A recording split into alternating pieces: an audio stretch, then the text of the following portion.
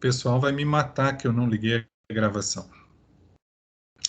Brincadeiras à parte, né, pessoal? Eu acho que a gravação, desde que tenha um aluno que assista a gravação, então já vale a pena fazer a gravação, né? Não sei quantas pessoas efetivamente vão assistir depois, mas desde que haja uma pessoa assistindo, já valeu a pena. Então, estamos gravando agora. Agora sim eu posso começar com a parte dos campos magnéticos. Então, vamos lá para o nosso PowerPoint. E campos magnéticos. Magnetismo. Magnetismo é um assunto que, na verdade, o ser humano conhece há um bom tempo já, tá? Só que não tinha toda a ciência que nós temos hoje. Mas fenômenos magnéticos são conhecidos e registrados lá em papiros há pelo menos 2.500 anos. Então, esse negócio de uma rocha mineral, quando se aproxima de outra rocha mineral, as duas se atraem como se fosse mágica. Isso aí o pessoal já tinha observado há muito tempo. Só não chamava de magnetismo, né? O pessoal não sabia explicar. Então, o magnetismo ele aparece na natureza, o homem já observou ele há muito tempo, e ao longo do tempo a gente foi refinando o nosso conhecimento sobre o magnetismo. Então, nós passamos a chamar de ímã permanente aquele tipo de rocha, aquele tipo de mineral que exerce uma força sobre outros ímãs ou pedaços de ferro, mesmo que eles não estejam imantados. E depois o pessoal observou que, se tiver uma haste imantada, suspensa por um fio, presa ao centro, essa haste tende a girar e se alinhar com a direção norte-sul. Isso foi muito importante na época das navegações. Foi o nascimento da famosa bússola, certo? Então, pessoal, não me perguntem como ou por que eles chegaram nisso, mas em algum momento alguém pendurou no teto uma barra imantada. E aí as pessoas viram que dependendo da direção que tu larga a barra, ela gira e tende sempre a se alinhar com uma parte da barra, uma ponta da barra virada para o norte e outra ponta da barra virada para o sul. Aí foi o nascimento do que hoje a gente conhece como bússola, né? Graças ao campo magnético da Terra, os navegadores puderam se orientar. Entre outras coisas, né, as estrelas também eram muito importantes, mas o magnetismo teve a sua parte também. A gente pode pensar na interação magnética com base na existência de polos magnéticos. Então, lá na eletricidade, a gente estava falando de carga positiva e carga negativa, né? Aí a gente chamava de dipolo quando a gente tinha uma carga positiva e uma carga negativa. Aqui a gente pode pensar também que existem dois polos magnéticos em determinados materiais, por exemplo, numa barra imantada. Então a gente pode dizer que essa ponta da barra aqui, por exemplo, representa um polo e essa outra ponta da barra representa outro polo. Como a barra sempre aponta na direção norte-sul, aí o nome pegou. O pessoal começou a chamar um polo magnético de polo norte e outro polo magnético de polo sul, por causa desse comportamento da barra que sempre se alinhava com a direção norte-sul. O que a gente observou ao longo do tempo? Primeiro, polos magnéticos opostos se atraem. Se eu aproximo o polo norte de um ímã do polo sul de outro ímã, os dois ímãs se aproximam por forças que existem por causa do magnetismo dos dois ímãs. E a mesma coisa se eu trocar sul para um e norte para outro. Então, polos opostos se atraem, porém, polos magnéticos iguais se repelem. Então, se eu tento aproximar o norte de um ímã do norte do outro ímã, aparecem forças magnéticas que tendem a repelir os ímãs. Ou se eu deixo dois ímãs próximos, os dois virados com o polo sul um para o outro, o que vai acontecer é forças magnéticas que tendem a separar os ímãs. Então vejam que aqui está até meio parecido com a eletricidade, né? carga oposta se atrai, carga igual se repele. Aqui, polos magnéticos opostos se atraem, polos magnéticos iguais se repelem. Qualquer polo, não interessa se é o norte ou o sul, de um ímã pode atrair um objeto não imantado que contenha ferro. Então, mesmo se o objeto não é o ímã, mas ele tem algum conteúdo de ferro dentro dele, um ímã pode atrair esse objeto. E o detalhe é que não importa qual polo tu aproxima do objeto, se é o norte ou se é o sul, o objeto é atraído da mesma maneira. Então, isso tem um efeito que lembra um pouco o efeito de polarização. Depois a gente vai falar melhor disso, tá, pessoal? Então, se for um prego de aço, por exemplo, não vai tentar com prego de alumínio, tá? Alumínio nunca vai funcionar porque o alumínio não é magnético, ele não é imantado. Mas se for um prego de ferro, de aço, se vocês aproximarem o polo norte, o prego é atraído para o ímã. Se vocês aproximarem o polo sul, o prego também é atraído para o ímã. Tá, mas não deveria repelir num caso aqui? Não, porque o prego não é um ímã permanente. Ele simplesmente vai reagir ao campo que se aproxima dele. E essa reação é tipo uma indução. Depois a gente vai falar melhor disso. Por isso ele acaba sempre sendo atraído. Então aqui uma foto para vocês. Esse aqui é um ímã de laboratório com vários pregos de aço. Então vejam que basta aproximar o ímã, que aqui a parte vermelha é o polo norte do ímã, da mesa onde estão os pregos, que os pregos são todos atraídos pelo ímã. A gente pode considerar que todo ímã cria um campo magnético no espaço em torno dele. Como é que um ímã sabe que tem outro ímã perto e aparece a força de atração ou de repulsão, mesmo se eles não se tocam?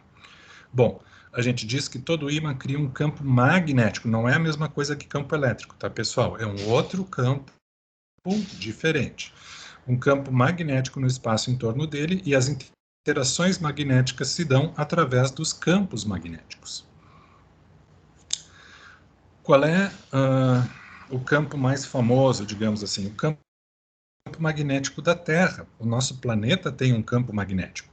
Então, aqui nesse desenho, a esferinha azul e branca aqui com os continentes em cinza representa a Terra, e essas linhazinhas malucas azul claro aqui são as linhas de campo, que representam como está o campo magnético da Terra.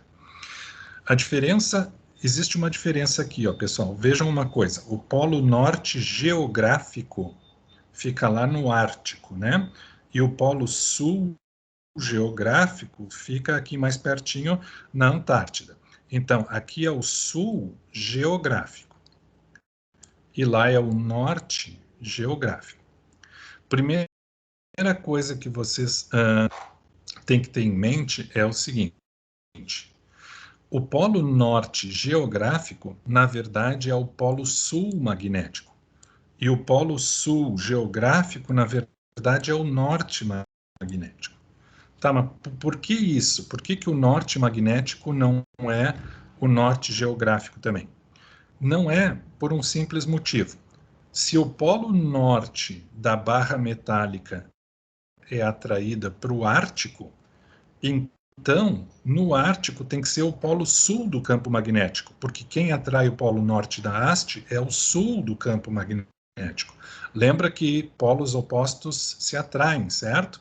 Então, se aqui nos Estados Unidos o cara tem a haste, e a haste apontava assim, e ele chamou esse polo aqui de polo norte da haste, é porque o polo norte da haste estava sendo atraído pelo polo sul do campo da Terra. E aqui, se era o polo sul da haste, é porque ele estava sendo atraído pelo norte da Terra, então, do campo magnético da Terra. Então, primeira coisa que vocês têm que observar, o norte geográfico, que seria o norte de uma bússola, ele é atraído pelo sul do campo magnético da Terra. Por isso que os polos supostos se atraem. Então, o que a gente chama de polo norte geográfico, na verdade, é o sul magnético. E ao contrário lá do outro lado, tá? Então, vejam que aqui no desenho tem essas coisinhas que representam bússolas. A parte vermelha da bússola aponta sempre pro norte, mas qual norte? A parte vermelha da bússola aponta para o norte geográfico, que é, na verdade, o sul do campo magnético da Terra. Tá? Existe uma diferença entre a direção norte-sul geográfica, então vejam que esse traço rosa aqui, ele representa o eixo geográfico da Terra. Tá? Então existe uma diferença entre a inclinação, que seria esse eixo geográfico aqui, e a inclinação do eixo, que seria o eixo... Opa, desculpa, apertei errado. A inclinação que seria do eixo magnético. O campo magnético, na verdade, está orientado ao longo dessa linha aqui. Então, enquanto a linha vermelha representa a orientação do eixo geográfico, a linha azul representa a orientação do eixo magnético. Eles não estão com a mesma orientação, existe um ângulo entre os dois. E este ângulo que existe entre os dois é chamado de declinação magnética. E o que a gente está observando? Ao longo do tempo, essa declinação magnética varia. Talvez vocês já tenham visto notícias aí, notícias ou boatos, não sei, de que o campo magnético pode, inclusive, acabar se invertendo. Isso teria uma série de efeitos, principalmente as bússolas inverteriam, né? Então, assim, não tem nada ainda bem determinado, mas existem estudos que indicam que pode acontecer uma inversão do campo magnético. Então, é um detalhe interessante da gente saber, e uma coisa que com certeza está sendo observada é que essa declinação magnética, ou seja, o ângulo entre o eixo geográfico e o eixo magnético, ele está variando com o tempo. Então, por que a Terra tem um campo magnético? Então, existe a teoria mais aceita no momento, é a teoria do geodínamo, ou seja, o núcleo da Terra funciona como se fosse um dínamo, movimento de cargas elétricas dentro da Terra gera o campo magnético da Terra que a gente observa. Então, como diz aqui, a teoria do geodínamo, o campo magnético da Terra é gerado por correntes elétricas lá no núcleo. Da onde vêm essas correntes elétricas? Elas vêm do movimento de ligas de ferro e níquel liquefeitas. Lembrem que o núcleo está numa temperatura muito alta, então mesmo os metais aqui na volta do núcleo, esses metais estão todos derretidos. Então, o que se acredita, baseado em estudos, é que existem ligas de ferro e níquel, que são materiais magnéticos, lá no interior da Terra. E essas ligas, como elas são líquidas, elas estão circulando, elas formam correntes de convecção. Sabe aquelas correntes geradas pela diferença de temperatura entre dois pontos?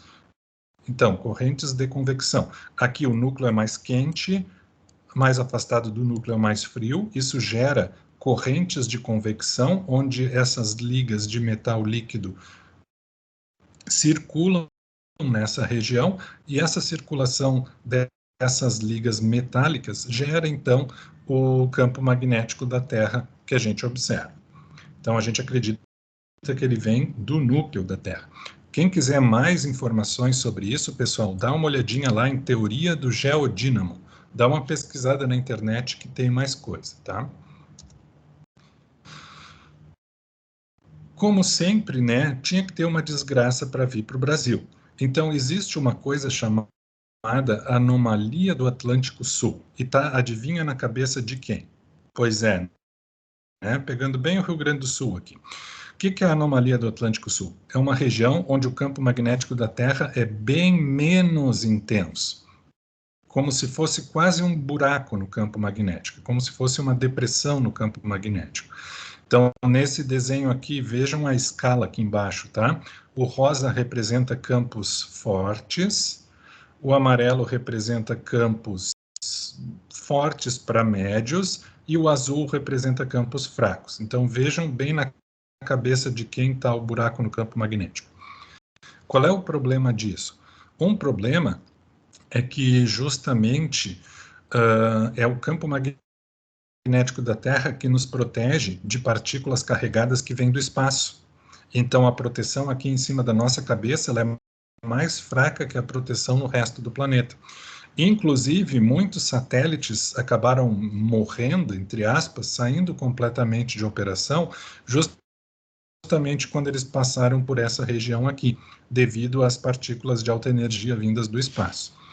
Então, é mais uma curiosidade, tá, pessoal? Eu não posso me estender muito aqui, senão a gente não vê a matéria, mas fica aqui a dica, ó. Depois, quem quiser saber mais sobre isso, acessa lá os slides do Moodle, entra no slide, clica nesse link, aí vai ter um videozinho, inclusive tem participação da NASA nesse vídeo, sobre a anomalia do Atlântico Sul. Tá. Os polos magnéticos dos ímãs, então, será que eles são equivalentes à carga positiva e à carga negativa na eletricidade? É uma ideia tentadora, né? Mas a gente não pode ir tão rápido assim. Tem um problema. Não dá para dizer, tipo, o polo norte é a carga positiva e o polo sul é a carga negativa. Não, não funciona assim.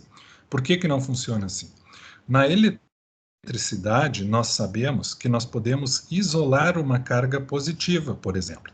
E aí nós sabemos que se nós temos só aquela carga positiva, o campo elétrico tem aquele formato que a gente estudou na área 1, que é um campo elétrico que aponta para fora da carga positiva. Aqui no magnetismo, nós não conseguimos até hoje, desde o início do estudo do magnetismo até hoje, não existe qualquer evidência experimental de que seja possível isolar um polo magnético. Então, as cargas elétricas podem ser isoladas. Polos magnéticos, até onde a gente sabe, não podem ser isolados. Então, não dá para comparar as cargas da eletricidade com os polos do magnetismo, são coisas diferentes. O que acontece, então, se eu cortar um ímã? Tipo, o polo norte é na esquerda, o polo sul é na direita. Se eu cortar ele ao meio aqui, eu não vou ficar com um polo norte para a esquerda e um sul para a direita? Não.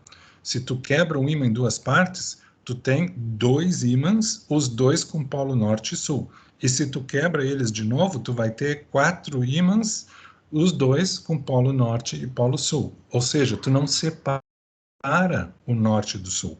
Como diz aqui, até hoje a gente não teve nenhuma evidência experimental de que seja possível isolar só o polo norte ou só o polo sul magnético. Eles sempre aparecem aos pares no mesmo objeto. Tá, mas e se eu dividir em tamanhos bem pequenininhos? Mesmo que, se a gente dividir em tamanhos bem pequenininhos, o que a gente vai conseguir são dois polos, e o pior, quanto menor o pedaço, menos intenso é o magnetismo. Tá? Então, até hoje não teve jeito de isolar nem o polo norte magnético, nem o sul magnético. Depois a gente vai ver que até mesmo um átomo se comporta, ou melhor, mais que um átomo, até mesmo um elétron pode se comportar de maneira semelhante ao de um ímã. Então, até hoje a gente não conseguiu identificar monopolo magnético. A natureza fundamental do magnetismo, na verdade, tem a ver com interações entre cargas elétricas em movimento. Então, no final das contas, o polo norte e o polo sul não são que nem as cargas magnéticas, desculpa, que nem as cargas elétricas, mas as cargas elétricas em movimento geram campos magnéticos. Então, como é que se observou isso? Primeiro, em 1820, o Hans Christian Ørsted verificou que a agulha de uma bússola era desviada por um fio conduzindo corrente elétrica. Não é um experimento muito fácil de fazer, tá, pessoal? Por isso levou um tempo até que se confirmasse isso experimentalmente, mas ele conseguiu fazer o experimento e ele conseguiu provar o seguinte: aqui está o fio em amarelo, em cima do fio está a bússola, tá? Se a corrente no fio é zero, a agulha da bússola aponta para o norte, que seria o normal de qualquer bússola. Porém, se ele liga o fio num circuito e passa a corrente no circuito, ele viu que a agulha da bússola sai do norte, ela gira para algum lado, quando passa a corrente no fio. O que isso quer dizer? Isso quer dizer que aquela corrente que passa no fio está gerando um campo magnético que faz a agulha da bússola defletir da posição normal. E mais, ele viu que se ele passa corrente num sentido, a bússola gira para um lado.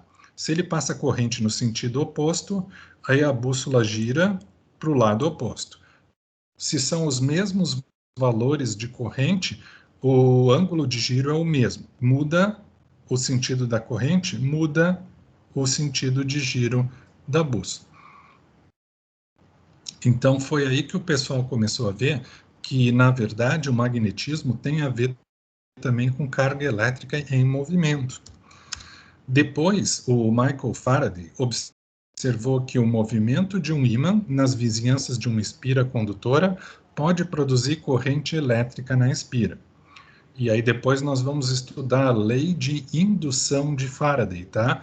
Mas basicamente o que está dito aqui é o seguinte: se vocês têm uma espira, aquele tipo uma bobina, assim, o fiozinho enrolado com várias voltas, e vocês aproximam um ímã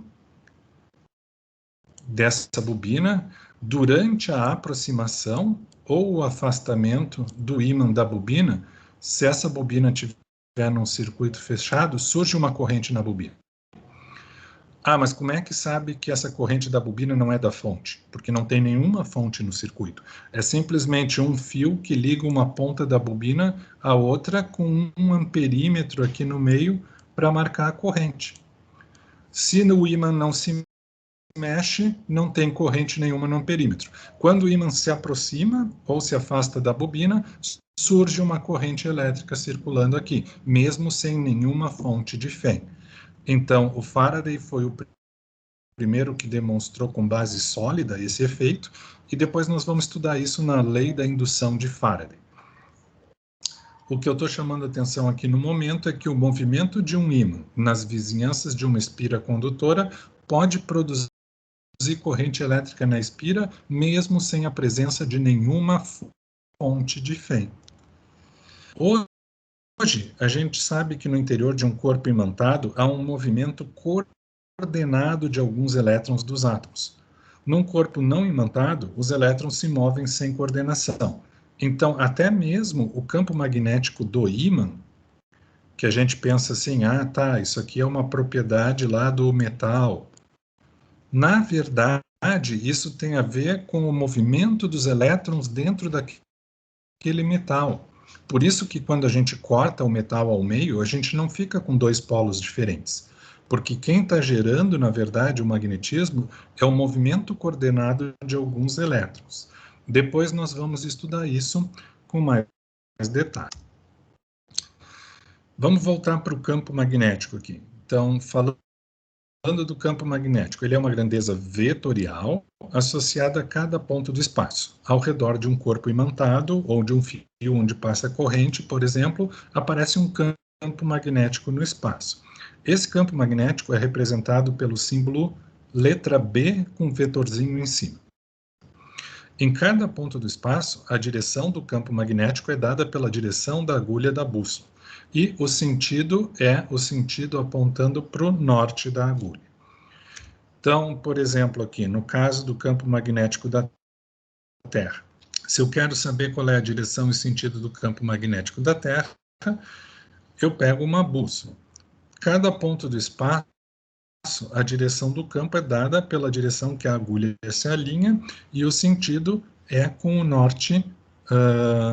O sentido do campo sul magnético é para onde aponta o norte da agulha. Vejam que para todos os ímãs ou eletroímãs, aqueles que só funcionam quando passa corrente, para qualquer magneto, o campo sai do polo norte e entra no polo sul. Então as linhas de campo sempre saem do norte e entram no sul. As linhas de campo também são sempre tangentes ao vetor campo no ponto considerado, para todos os pontos do espaço onde existe campo. Então, por exemplo, aqui, se a gente pega este ponto aqui, o campo é dado pela linha azul clara fraquinha, e neste ponto, o campo é tangente à linha de campo. Neste outro ponto aqui, a mesma coisa. A linha de campo é a linha azul fraquinha e o campo vetor é tangente à linha de campo. Como o campo só pode ter uma direção e um sentido em cada ponto do espaço, isso quer dizer que linhas de campo magnético nunca se interceptam. Essas linhas de campo desenhadas aqui para esse ímã, elas nunca se cruzam, tá? As linhas de um mesmo objeto, nós estamos falando as linhas de um mesmo objeto, tá, pessoal? As linhas de um mesmo objeto nunca se cruzam entre si. Além disso, a gente vê que a região onde as linhas de campo são mais espaçadas correspondem a campos menos intensos. Então, onde as linhas são muito próximas, o campo é muito forte, onde as linhas começam a ficar mais espaçadas, o campo é menos intenso. E note que as linhas de campo passam por dentro do ímã, tá? Não tem essa história de o campo ser zero dentro do objeto, tá? O campo magnético, estamos falando de campo magnético aqui, ele passa por dentro do objeto também. Então, como mostra o desenho aqui, em cada ponto a linha de campo é tangente ao vetor B. Quanto mais compactas forem as linhas de campo, mais intenso é o campo naquele ponto. Em cada ponto, as linhas de campo apontam no mesmo sentido que uma bússola apontaria. Portanto, as linhas de campo apontam para fora do Polo Norte e para dentro do Polo Sul. É aquela historinha da barra que eu falei para vocês, né? O norte da bússola é atraído pelo sul do ímã. E o sul da bússola fica voltado, então, para o norte do ímã. Vejam que as linhas não são retilíneas, tá, pessoal? Elas formam circuitos. Então, e nunca se cruzam. Como é que a gente sabe desses formatos de linha? Então, talvez dê para rodar aqui, ou talvez eu tenha que seguir o link, mas uma maneira é jogar a limalha de ferro para cima e observar como ela se comporta perto de um ímã. Ó, então aqui tem um exemplo. Ele vai pegar um ímã bem forte ali e vai jogar a limalha de ferro. Observem o movimento da limalha aqui na volta do ímã. Vejam como ela faz aqueles formatos de circuitos fechados, que é o que a gente desenha depois lá nos nossos esquemas. Então, a gente pode olhar de vários ângulos esse efeito. A gente vê aqui, então, como o campo se parece em função da limalha de ferro sendo atraída pelo ímã.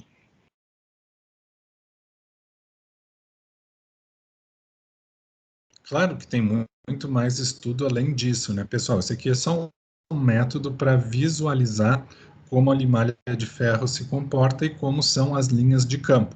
Porque esses pedacinhos de tipo pó de ferro assim, eles são como se fossem mini bússolas. Eles sempre se orientam com o campo magnético. Então, aqui tem alguns outros exemplos, tá? Quando a gente quer um campo bem uniforme, a gente deve usar um ímã em formato de C, que seria esse caso aqui. Ele dá um campo bem uniforme e forte aqui entre as extremidades do ímã. O campo magnético de um fio é uma coisa que a gente vai trabalhar muito, porque tudo que a gente usa... Bom, tudo não, né? Agora a tecnologia wireless está bem em moda, mas muita coisa ainda funciona na base de fios. Então, o campo magnético ao redor de um fio, ele se comporta como linhas circulares ao redor do fio. Então, se a gente pega, por exemplo, um fio onde passa corrente nesse sentido, nesta parte aqui, o campo magnético está orientado para fora do plano. Então, como se ele estivesse apontando para o nosso rosto. E nessa parte aqui, o campo magnético está orientado para dentro do plano, como se ele estivesse apontando para dentro do slide. Tá? Por que isso? Porque ele tem esse padrão de linha de campo circular que é mostrado aqui. E aí, quando a gente tem uma espira, pessoal, é uma volta só. Uma bobina são várias voltas. Também, às vezes, o pessoal chama a bobina de solenoide também, tá? Mas a bobina é um fiozinho lá, então, que foi enrolado para fazer várias voltas, e a espira é uma volta só. Então, a gente observa esses padrões de campo magnético que vocês estão vendo aqui pelas linhas de campo, tá? Vejam um detalhe interessante. O campo da espira e o campo da bobina se assemelham bastante ao campo de uma barra imantada, ou seja, ao campo de um ímã. Depois a gente vai falar mais sobre isso.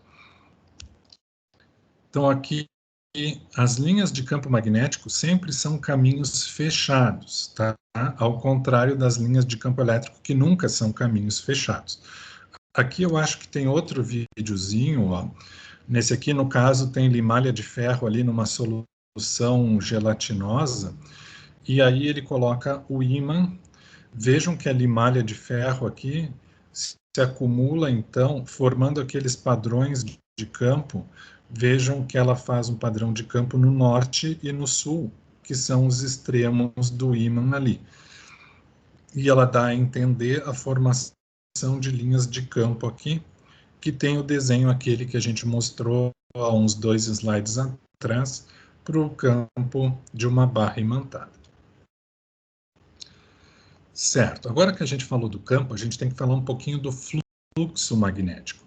Então, o fluxo magnético φB, através de uma superfície, é definido do mesmo jeito que a gente definiu o fluxo elétrico.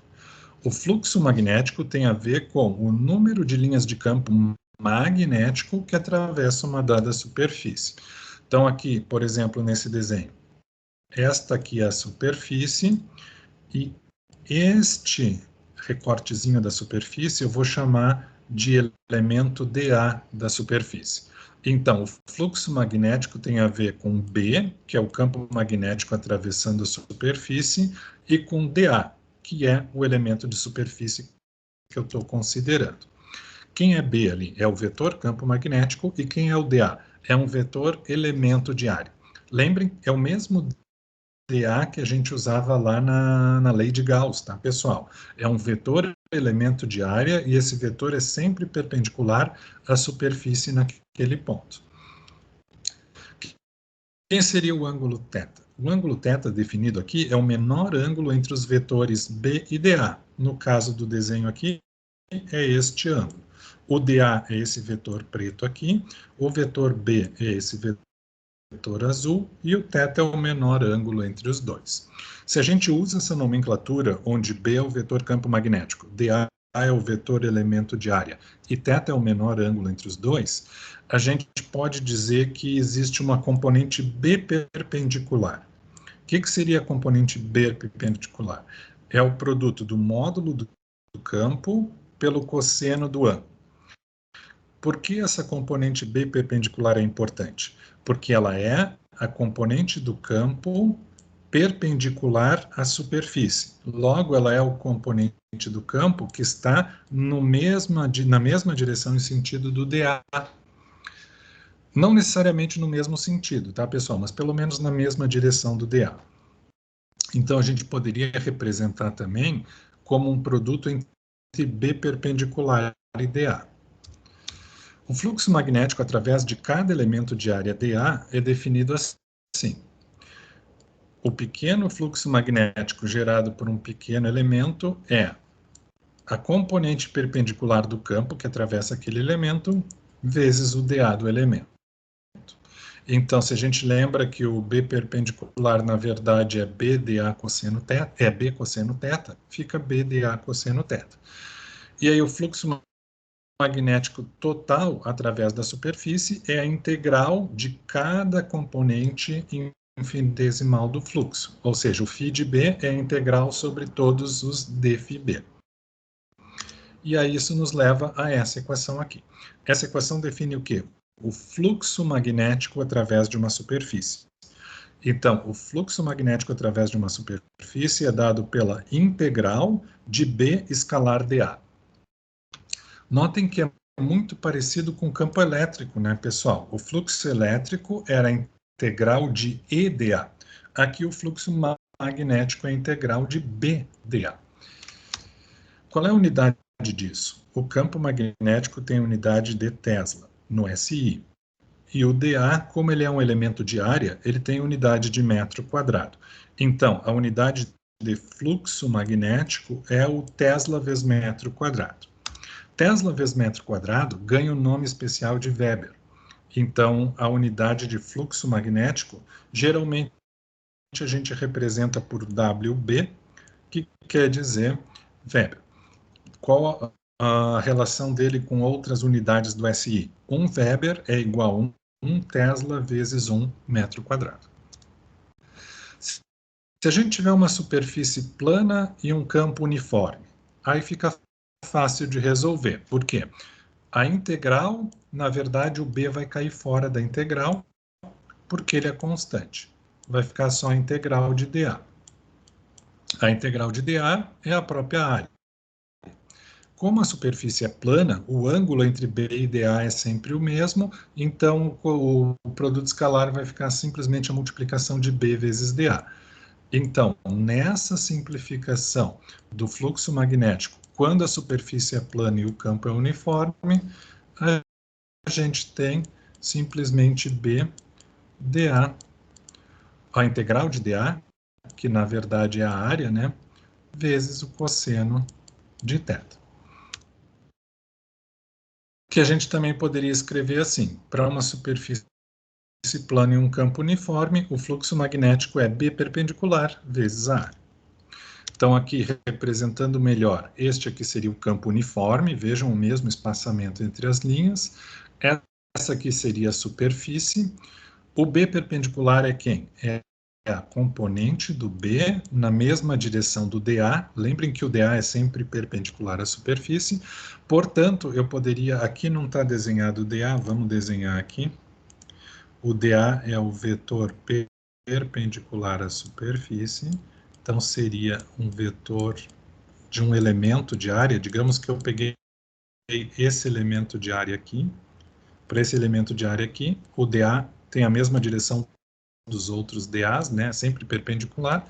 Então, eu poderia calcular o fluxo como esta componente do campo aqui, multiplicado pelo valor do dA integrado sobre toda a área, que no caso é a própria área. Se o elemento de área é perpendicular... Então, aqui seria no caso onde existe um ângulo θ entre o B e o dA, tá? Mas e se o B e o dA estão exatamente na mesma direção? Ou seja, não tem um ângulo θ, o ângulo θ é zero. O B e o dA estão na mesma direção e sentido. Aí o que vai acontecer? O B perpendicular vai ser todo o B, certo? A gente poderia escrever isso de outra maneira. Por que eu estou falando disso aqui? Nós não vamos usar isso aqui, tá, pessoal? Mas é para vocês saberem se aparecer nos livros, tá? Então, a gente poderia pensar nessa situação, quando o campo e o dA estão exatamente alinhados, a gente poderia pensar assim: o campo vai me dar, na verdade, a variação do fluxo em função da área. E aí, a gente chamaria isso de densidade de fluxo magnético, tá? Nós não vamos trabalhar com isso, nós não vamos ter isso aqui nas questões, tá? Isso não vai aparecer nas questões do Moodle, então essa parte aqui é só uma curiosidade para vocês saberem que alguns livros às vezes chamam o campo magnético de densidade de fluxo magnético. Por que diabos alguém chamaria o campo de densidade de fluxo? Porque, dependendo da situação, a gente pode escrever o campo como a variação do fluxo em função da área. Então, isso seria uma densidade de área do fluxo magnético. Mas é só para vocês saberem, tá, pessoal? Nós não vamos trabalhar com isso aqui. Então, quando a gente estava falando lá do campo elétrico, a gente viu a lei de Gauss, que diz que o fluxo elétrico através de uma superfície fechada deve ser proporcional à carga elétrica no interior da superfície. Né? Inclusive, nós fizemos vários cálculos de lei de Gauss e teve uma tarefa especial de lei de Gauss, onde a gente calculava, então, lá a integral de superfície fechada de E escalar dA, e aquilo devia ser proporcional à carga elétrica no interior da superfície. Será que a gente pode escrever uma lei de Gauss para o magnetismo também, assim como a gente escreveu para a eletricidade? Olha, a gente pode. E existe a lei de Gauss do magnetismo. Mas tem um detalhe. Então, a gente pode aplicar exatamente o mesmo princípio que a gente aplicou lá no caso elétrico, aqui para o caso magnético. Porém, ao contrário das cargas elétricas, que a gente pode isolar só a carga positiva, só a carga negativa, nós não observamos experimentalmente até hoje monopolo magnético. Então, até onde a gente sabe, não tem como fazer um monopolo magnético. O que isso quer dizer? Isso quer dizer que os polos magnéticos, que seriam tipo a carga magnética dentro da gaussiana, sempre vai ser zero, porque a gente sempre vai ter polo norte e sul dentro da gaussiana. E, então, a lei de Gauss do magnetismo, na verdade, é essa aqui. A lei de Gauss do magnetismo diz que quando a gente pega uma superfície fechada, vejam esse símbolozinho na integral, né? Quando a superfície é fechada, tá, pessoal? Superfície aberta, não. Mas quando a superfície é fechada, a integral do produto escalar de B dA sempre dá zero. Por que dá zero? Porque não tem como a gente pegar só polo norte dentro de uma superfície gaussiana, ou só polo sul dentro de uma superfície gaussiana. Então, sempre vai ter polo norte e sul dentro da superfície. É como se a gente sempre tivesse carga positiva e negativa dentro da gaussiana. Isso acaba dando como carga líquida zero. Então, a lei de Gauss do magnetismo, na verdade, ela nos diz que a integral de superfície fechada de B escalar dA é exatamente igual a zero. Se eu pegar o ímã, mesmo que seja um ímã bem pequenininho, e eu traçar uma superfície gaussiana tipo um cubo, que é uma superfície fechada, a quantidade de linhas que entram, digamos assim, pelo lado que está virado para o sul e a quantidade de linhas que sai pelo lado que está virado para o norte vão ser exatamente iguais. E isso vai se compensar. Como a gente nunca consegue separar polo norte do polo sul, sempre vai ter linhas entrando de um lado e o mesmo número de linhas saindo do outro lado. Então, o fluxo vai ser zero. Então, a integral, quando é uma superfície fechada de B escalar dA, é zero. Essa é a lei de Gauss para o magnetismo. Obviamente, nós não vamos fazer contas com essa lei aqui, né? Ela é uma lei que, na verdade, nos dá uma informação interessante. Até onde a gente sabe, não existe monopolo magnético. Até onde a gente viu hoje, não é possível isolar só um polo norte ou só um polo sul. Muito bem, essa era a primeira parte do que a gente tinha para ver hoje. Agora vem a segunda parte. Quais são as fontes de campo magnético? Então, tá, vamos ver uma coisa aqui. Campo magnético, ou ele é criado por um ímã permanente, ou ele é criado por corrente elétrica passando em algum condutor. Tá? A gente falou antes ali que os campos magnéticos tinham a ver com o movimento de cargas elétricas. Pois é, dentro dos ímãs permanentes tem um determinado movimento dos elétrons que gera aquele campo permanente. E cargas elétricas em movimento, tipo a corrente num fio, gera um campo magnético também.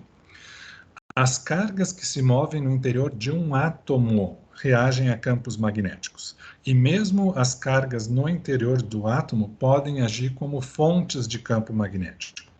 Por isso que a gente não consegue separar o polo norte do polo sul.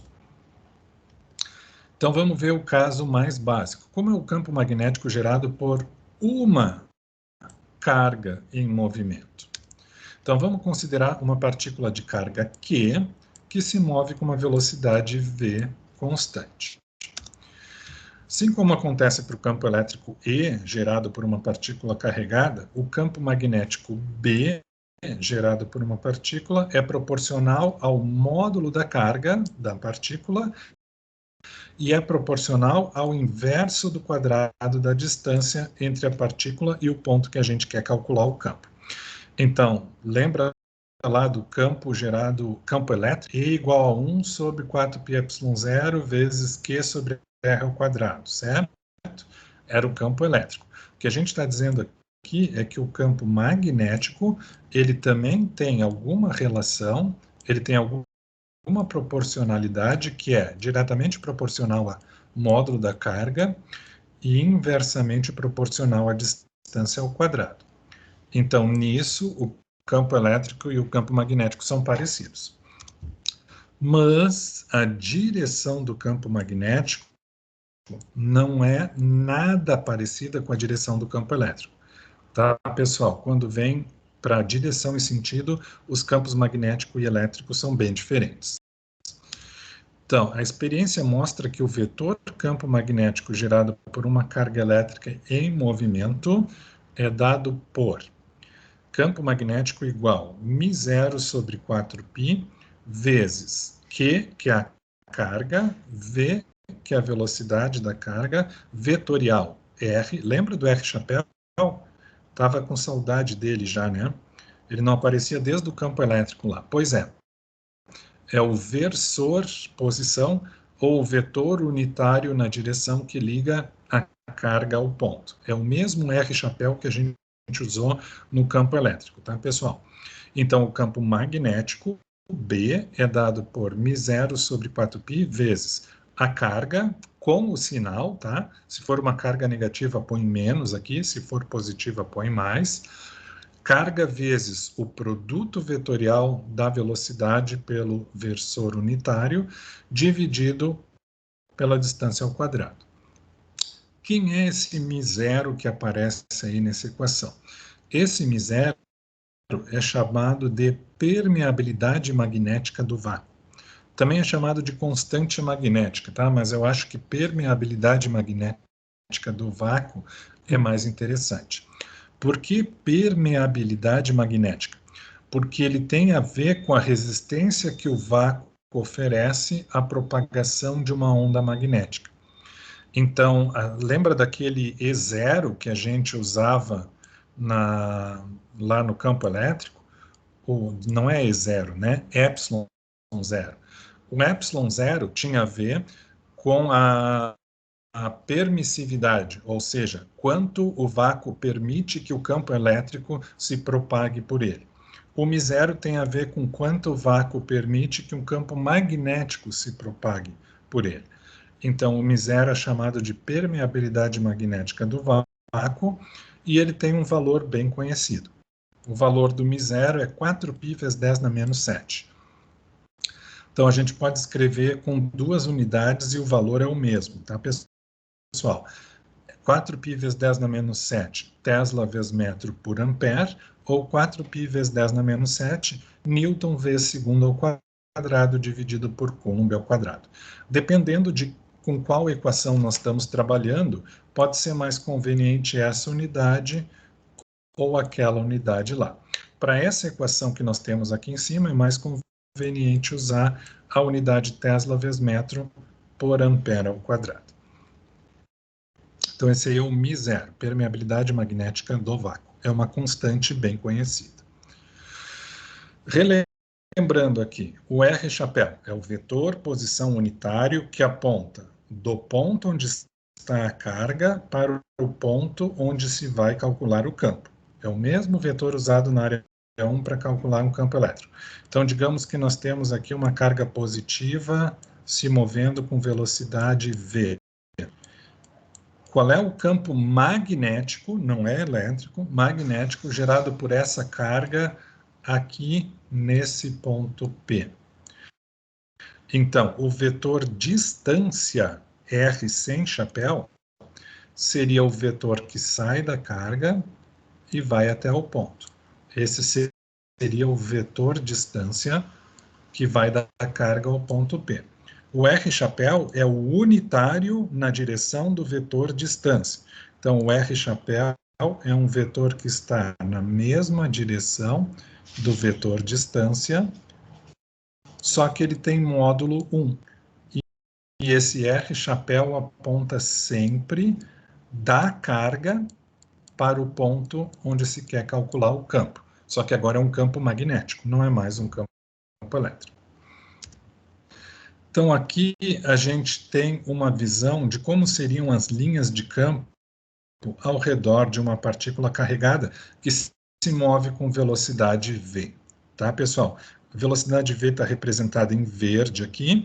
Vejam aqui o R e o R chapéu que eu desenhei no exercício anterior. Se nós queremos saber para o ponto P, o R é o vetor de distância que vai da carga ao ponto P, e o R chapéu é o unitário naquela direção. O que a gente observa? A gente observa que o campo magnético B, ao redor de uma partícula carregada, ele forma linhas circulares. Então, o campo se manifesta por linhas de campo circulares ao redor da partícula. Aqui nós mostramos uma parte da linha de campo, tá? O vetor campo B é sempre perpendicular à linha de campo. Então, essas setas azul escuro aqui, elas mostram o sentido do campo para cada ponto na linha de campo. Por exemplo, para esse ponto aqui, o campo aponta para cá. Para esse ponto aqui, o campo aponta para cá. Ou seja, o campo vai fazer uma linha circular ao redor da partícula. E aí nós usamos uma coisa chamada regra da mão direita para o campo magnético. Como é que funciona a regra da mão direita para o campo magnético? Está aqui, ó. Aponte o polegar da mão direita na direção da velocidade. É o que o cara está fazendo aqui, ó. Aponta o polegar na direção da velocidade. Seus dedos estarão dobrados em torno da carga no sentido das linhas de campo magnético. Então vejam que os outros dedos aqui, eles vão girar em torno do polegar no mesmo sentido que as linhas de campo giram ao redor da carga. Detalhe, se a carga for negativa, as linhas de campo estarão no sentido contrário. Então isso aqui é para uma carga positiva, tá, pessoal? Vamos ver a outra visão aqui. O símbolo X indica que a carga está se movendo para dentro do plano da página. Então, essa carga ali, ela está entrando no plano da página. As linhas de campo ao redor dela são essas linhas azuis, se ela for positiva, tá? Se essa carga fosse negativa, se movendo no mesmo sentido que ela se move, ou seja, para dentro do plano, as linhas de campo seriam ao contrário. Por que isso? Veja que aqui na equação entra a carga e entra o sinal também. Então, quando a carga é positiva, o campo tem um sinal, quando a carga é negativa, o campo tem o sinal contrário. Então, essas linhas de campo mostradas no desenho aqui são para quando a carga é positiva, tá? Quando a carga é positiva, coloque o polegar na mesma direção da velocidade, e aí os dedos da mão direita vão te dar o sentido das linhas de campo. Se a carga for negativa, aí a mão direita diria que as linhas de campo são nesse sentido, mas como a carga é negativa, aí as linhas de campo são no sentido contrário. Essa é a regra da mão direita para o campo magnético. Tá? Reforçando aqui, se a carga for negativa, as direções e sentidos do campo B e das linhas de campo são ao contrário do que é mostrado nessas figuras aqui.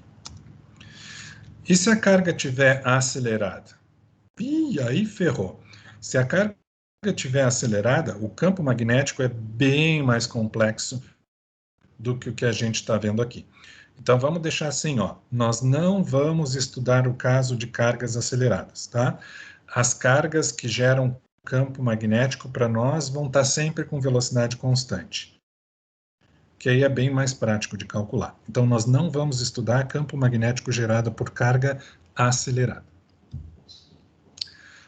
Tá, agora a gente pode pensar assim, se uma carga gera um campo magnético, então se eu tiver várias cargas, ou seja, se eu tiver uma corrente elétrica, todas essas cargas da corrente vão gerar campo magnético também, certo? Então, como é que é o campo magnético gerado por uma corrente elétrica? ou pelo menos por um pedacinho da corrente elétrica, por um pequeno grupo de cargas. Vamos deduzir aqui. Então, assim como no caso do vetor campo elétrico, a gente pode usar o princípio da superposição para o campo magnético. O que isso quer dizer? O campo magnético gerado por 3 cargas, por exemplo, ele é igual à soma dos campos magnéticos, soma vetorial dos campos magnéticos de cada uma das cargas.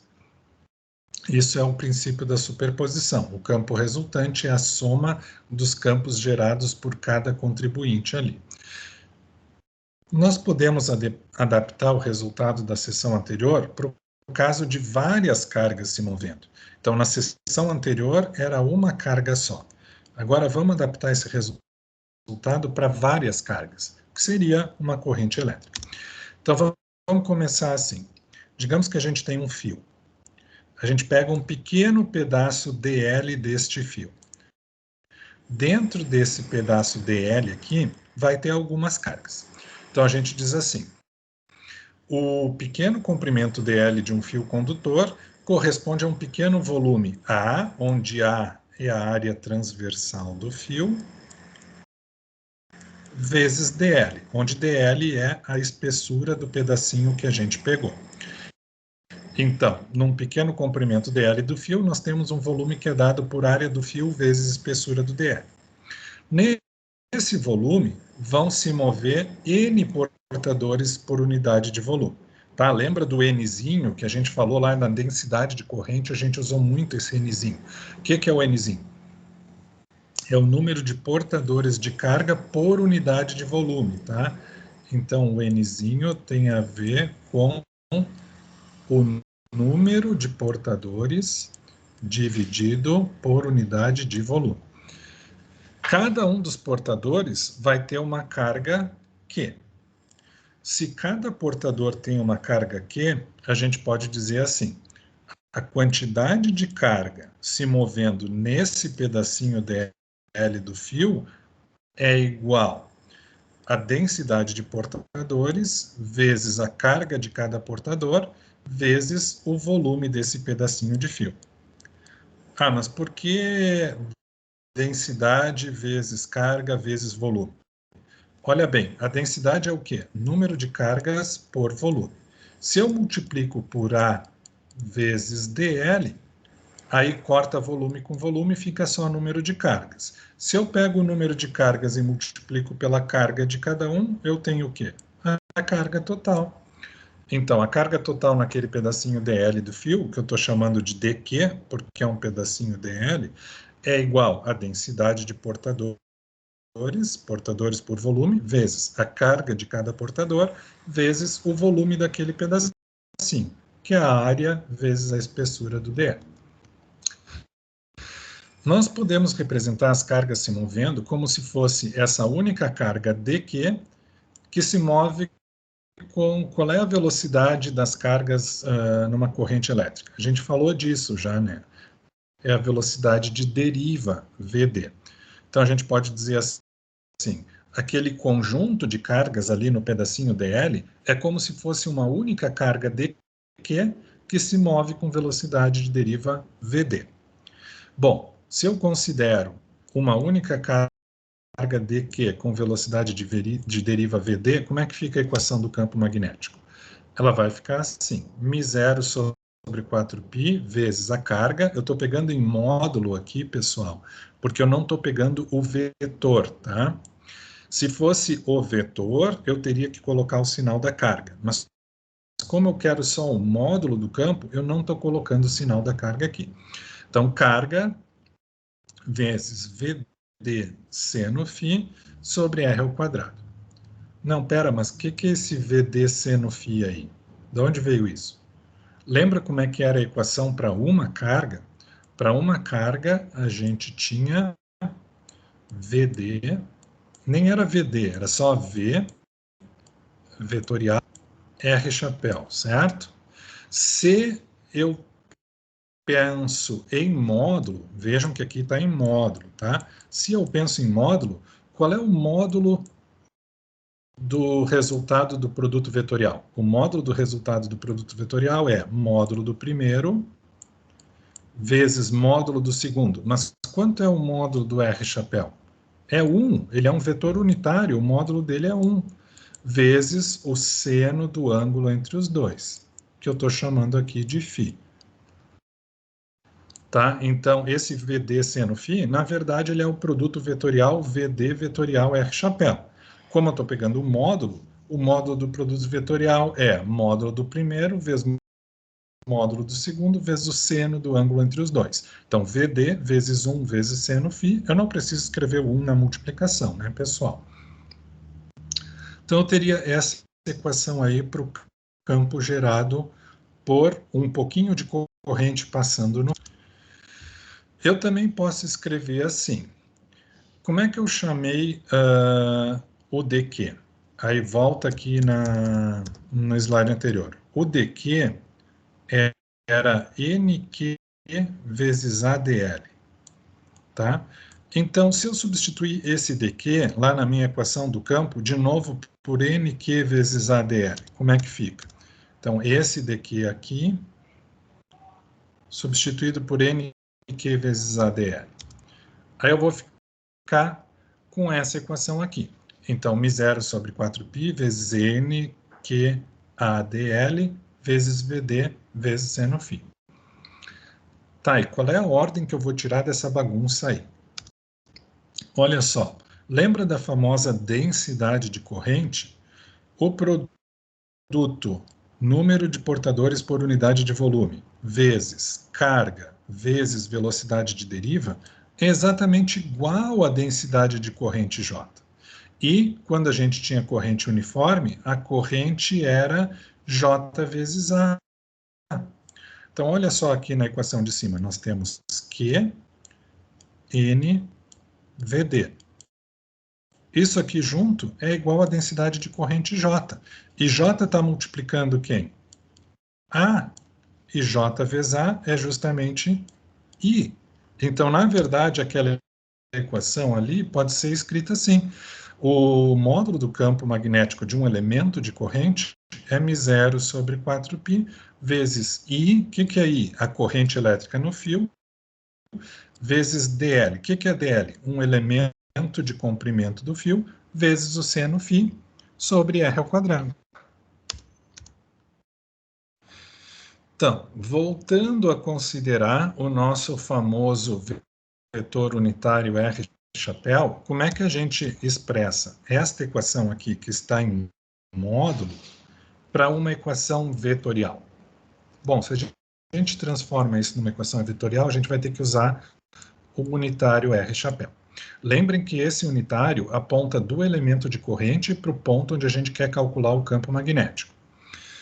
Usando ele, nós chegamos a uma relação que é conhecida como lei de Biot-Savart, que é a relação que a gente usa para calcular campos magnéticos gerados por coisas onde circula corrente elétrica.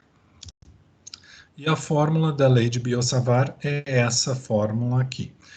O pequeno elemento de campo dB gerado por um pequeno elemento de corrente é μ0 sobre 4π vezes a corrente que passa no fio vezes um elemento de pedaço do fio vetorial R chapéu sobre a distância do fio até o ponto onde a gente quer calcular o campo ao quadrado. Então, revisando aqui para ficar registrado no slide. O que é o dB? Campo magnético gerado por um elemento de corrente infinitesimal, um pedacinho dl pequenininho do fio. μ0 é a permeabilidade magnética do vácuo, 4π vezes 10 na menos 7, como a gente já viu no slide anterior. O que é o R que aparece ali embaixo? É a distância do elemento de corrente até o ponto onde o campo é medido. I é o valor da corrente elétrica no fio. R chapéu é o vetor unitário na direção da distância. Que distância é essa? Se nós temos o fio aqui e aqui está o nosso elemento dl, essa distância R é a distância que vai do dl até o ponto onde a gente quer calcular o campo. Por exemplo, se o ponto P fica aqui, a distância R é dada por esse vetor vermelho aqui. E o R chapéu é o quê? É o unitário na direção da distância. Então, vejam que aqui, nesse exemplo, a gente teria o R chapéu apontando para cá. Tá, e aquele maldito DL, para onde ele aponta? O DL aponta no mesmo sentido da corrente. Então, no exemplo aqui, o DL apontaria para cá se a corrente no fio circulasse nesse sentido. Tá, essa é a dica. O DL aqui é um vetor de comprimento do elemento e ele aponta sempre na mesma direção da corrente. É com essa equação aqui que a gente calcula campos magnéticos gerados por elementos de corrente. Essa equação leva o nome de Lei de Biot-Savart. Então, aqui, como é que é o campo magnético ao redor de um pequeno pedaço de fio de comprimento dl? Vejam que é a mesma estrutura do campo gerado por uma carga, né, pessoal? Porque, no fundo, é o quê? É um conjunto de cargas que está gerando o campo. Então, ele tem a mesma característica. Como é que fica a regra da mão direita para o campo magnético de um elemento de corrente? É a mesma regra da mão direita para o campo magnético de uma partícula carregada.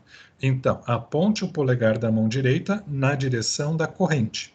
Seus dedos estarão dobrados em torno do elemento de corrente no sentido das linhas de campo magnético. Aqui no caso da corrente, não tem muito essa de positivo ou negativo, porque o sentido da corrente a gente pega sempre o sentido das cargas positivas, tá?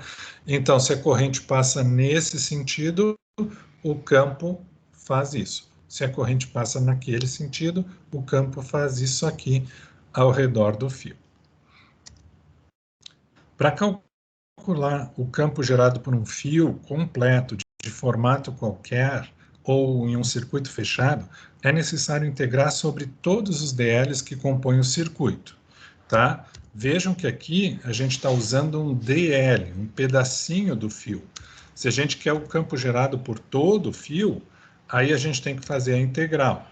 Então, aí a gente diz que o campo total é μ0 sobre 4π vezes a integral de I vezes dl vetorial R sobre R ao quadrado. Essa equação aqui, pessoal, pode ser usada para calcular o campo gerado por um fio retilíneo, por um fio dobrado em forma de aro, por um fio dobrado em forma de triângulo. Então, pode ter qualquer formato o fio, tá, pessoal? O formato só vai facilitar ou dificultar o cálculo da integral. Então, vamos lá. Como é que é o campo magnético gerado por um fio retilíneo? Vamos começar com o mais fácil, né? Como é que é o campo magnético gerado por um fio retilíneo que conduz corrente? Bom, a gente pode identificar algumas coisas aqui. Digamos que o fio é esse fio amarelo e a gente quer calcular o campo magnético no ponto P. Então, o vetor R é o vetor que sai do DL e vem até o ponto P. O R chapéu é o unitário na direção de R, sempre apontando do elemento para o ponto. O DL é um vetor no mesmo sentido da corrente. Então, se a corrente é para cima, o DL é para cima também. Se a gente usar a regra da mão direita, o que ela diz? O polegar aponta no mesmo sentido da corrente. Então, o polegar aponta para cá. Como é que é o campo magnético? Ao redor desse fio, o campo magnético faz um círculo. Então, aqui do lado esquerdo do fio, se a gente usa a regra da mão direita, do lado esquerdo do fio, o campo magnético está saindo do plano. Então, desse lado aqui do fio, o campo magnético aponta para fora do plano. Mas, do outro lado do fio, pela regra da mão direita, o campo magnético aponta para dentro do campo. Então, aqui nesse ponto P, o campo produzido por cada elemento do condutor aponta para dentro da página. Bom, aí a gente teria que aplicar a lei de Biot-Savart, que é esta equação aqui, para cada elemento dl do fio e depois fazer a integral sobre todo o comprimento do fio. tá, pessoal? Não tem a mínima chance de eu fazer tudo isso aqui na aula e a gente terminar a tempo. Então, vou dizer assim, ó. Assistam o vídeo Campo Magnético próximo a um fio retilíneo com corrente, do professor Marcos Castanharo, que está lá na turma aglutinadora, lá na 0182RE, tá? O professor Marcos explica muito bem o campo próximo a um fio retilíneo com corrente. No início, ele até repete um pouquinho a explicação que eu fiz aqui do elemento de corrente, então essa partezinha inicial vocês podem até pular, mas recomendo que todos assistam o campo do professor, o vídeo do professor Marcos sobre campo próximo a um fio. Está lá na turma ERE. Então, basicamente, o resultado que se chega é esse resultado aqui, tá? O campo gerado pelo fio é igual campo magnético. Em módulo, ele é μ0 vezes a corrente do fio sobre 4π. O que é esse Rzinho? Distância do fio até o ponto. Então, digamos que o fio esteja aqui e eu quero calcular o campo aqui no ponto P. I é a corrente que passa no fio, Rzinho é a distância que eu tenho aqui. Não, desculpa. O Rzinho é a distância perpendicular. Tá? Então, o Rzinho é essa distância aqui. Então, μ0 vezes I, onde I é a corrente, sobre 4πr. O que é o R? É a distância do fio até o ponto, na direção perpendicular ao fio, vezes L. O que é L? Comprimento do fio, dividido pela raiz de comprimento do fio sobre 2 ao quadrado. Então, essa aqui é a fórmula geral para o campo magnético gerado por um fio. O que vai acontecer? Quando o comprimento L é muito maior que a distância R, a gente pode considerar que a gente está no caso onde L tende a infinito, quando L é muito maior que R, de forma que essa equação se simplifica. Ela fica simplesmente μ0I sobre 2πr. Então, essa aqui é a equação aproximada para o caso de um fio longo. Tá? Vejam que para um fio longo, o campo magnético gerado pelo fio num ponto, o que precisa para o fio ser longo? O comprimento do fio precisa ser maior do que a distância perpendicular do fio até o ponto. Então, quando isso acontece, o campo gerado pelo fio é dado simplesmente por μ0 vezes corrente, dividido por 2π vezes distância perpendicular do fio ao ponto. μ0I sobre 2πr. Acreditem, vocês vão usar bastante isso aqui depois nos exercícios. Como é que é o campo magnético ao redor do fio? Então, esse desenho aí dá as linhas de campo magnético ao redor do fio. É a mesma coisa que a gente viu lá para o elemento de corrente, tá, pessoal? Então, vejam, se a corrente passa nesse sentido, o que a gente faz? Aponta o polegar da mão direita no mesmo sentido da corrente e os outros dedos vão girar na direção das linhas de campo. Como o campo é perpendicular às linhas de campo, o campo vai estar com essas orientações mostradas aqui ao redor do fio. E quando a gente tiver uma espira circular, tipo, se aqui nessa espira circula corrente e eu quero calcular o campo magnético lá no ponto P devido a essa espira circular. Bom, o caminho é o mesmo, tá, pessoal? Eu começo com a lei de Biot-Savart.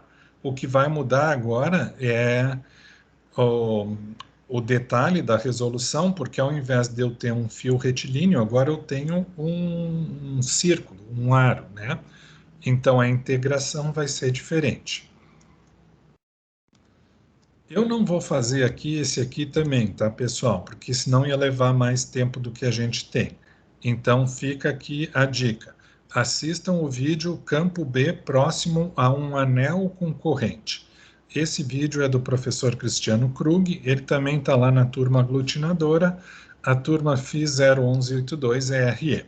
Então está aqui o link direto, ou vocês podem entrar lá na turma aglutinadora e procurar Campo B próximo ao anel com corrente. Tá? Os links estão disponíveis na nossa turma do Moodle também, se vocês entrarem dentro dos slides e clicarem no link do slide. Então, são 2 vídeos que eu recomendo vocês assistirem, porque eu não falei dos detalhes aqui, tá, pessoal? Campo B de um fio retilíneo, vídeo do professor Marcos, e campo B do anel com corrente, vídeo do professor Cristiano.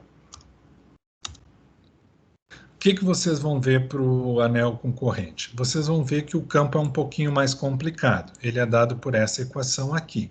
Nessa equação, I é a corrente que passa no anel, A seria o raio do anel e X seria a distância que é mostrada aqui. Essa distância X aqui, ó, a distância do centro do anel até o ponto onde a gente quer calcular o campo. Essa é a distância X que aparece lá. Então, A da fórmula é o raio do anel, X é essa distância aqui. E aí a gente vê que o campo é dado por μ0 I vezes A ao quadrado sobre 2 vezes x ao quadrado mais A ao quadrado elevado a 3 meios. Que é uma fórmula mais complicadinha, tá?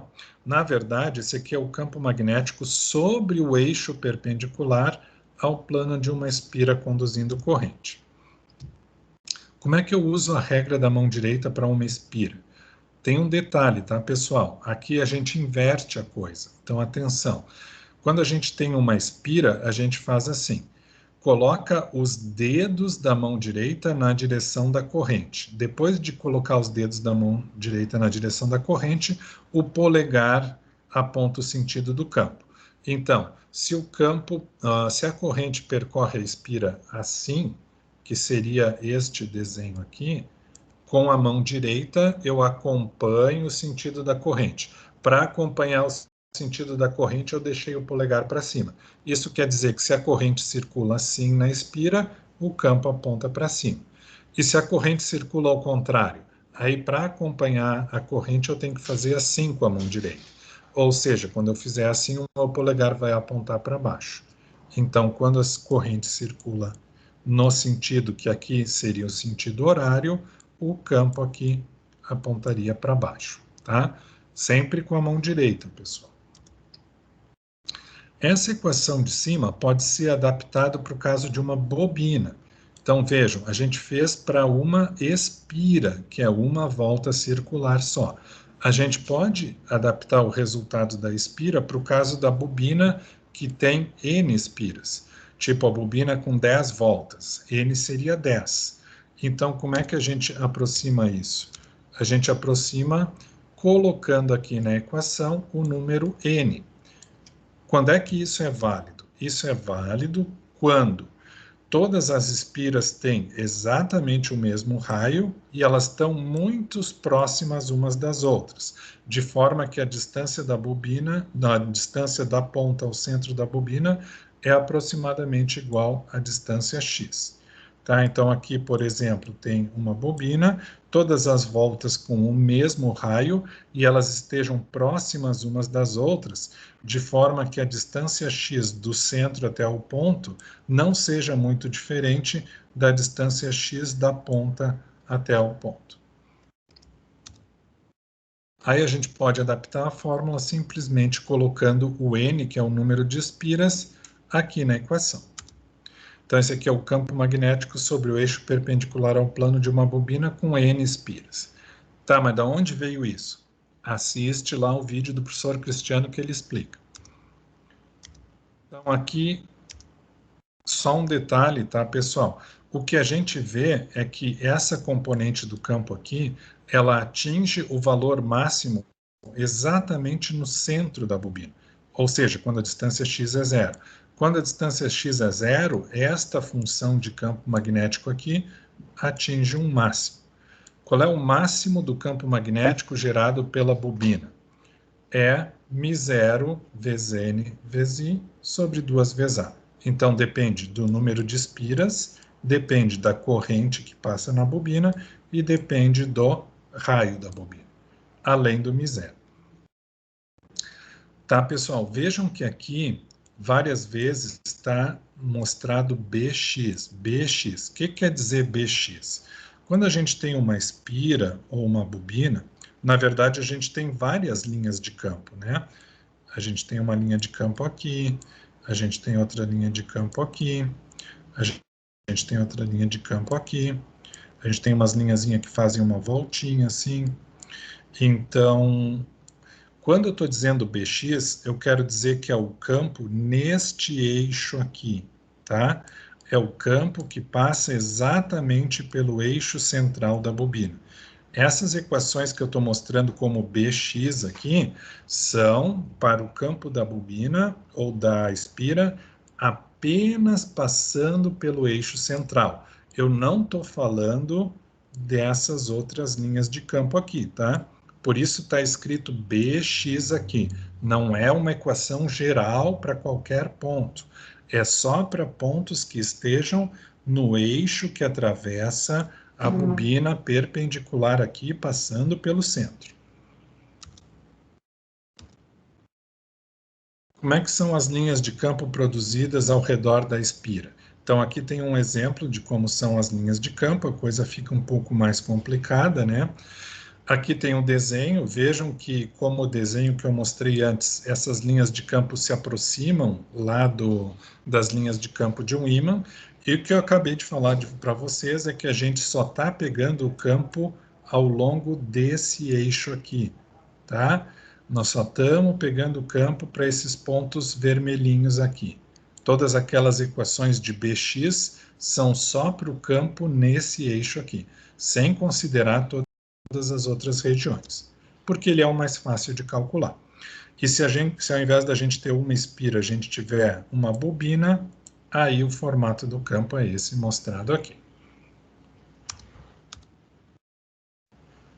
Tá, e se a bobina não for ideal e tiver uma distância mensurável entre o centro do conjunto e as suas extremidades, o que acontece?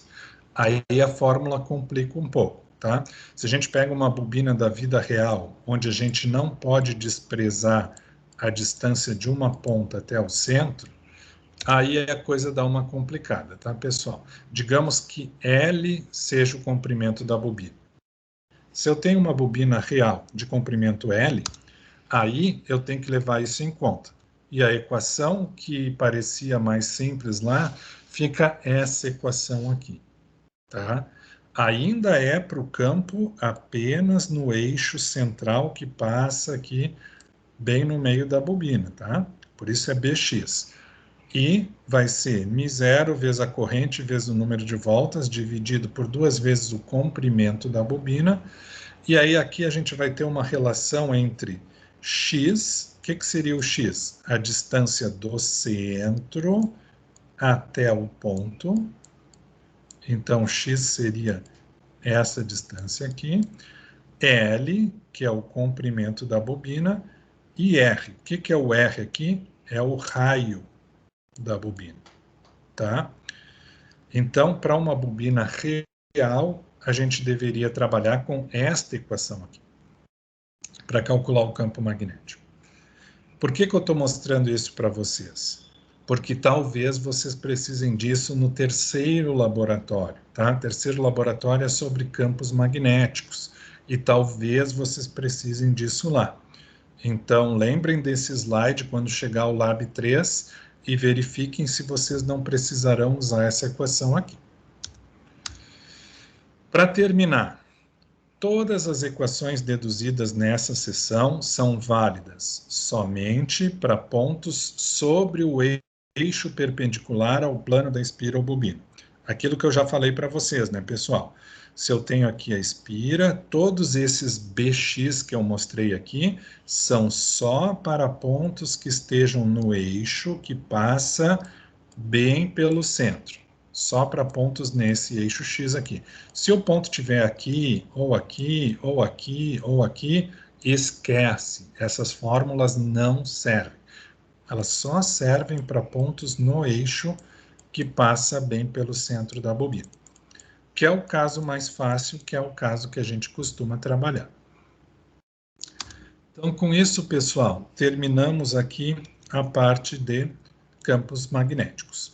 Tá? Eu sei que é meio pesado, assim, é bem complicado tudo isso de uma vez só, mas é uma maneira da gente não precisar fazer vários encontros por semana, tá, pessoal? Então, terminei o que eu tinha para apresentar de matéria essa semana. Se vocês tiverem alguma dúvida, por favor, falem. Se vocês não tiverem dúvida, a gente encerra por hoje.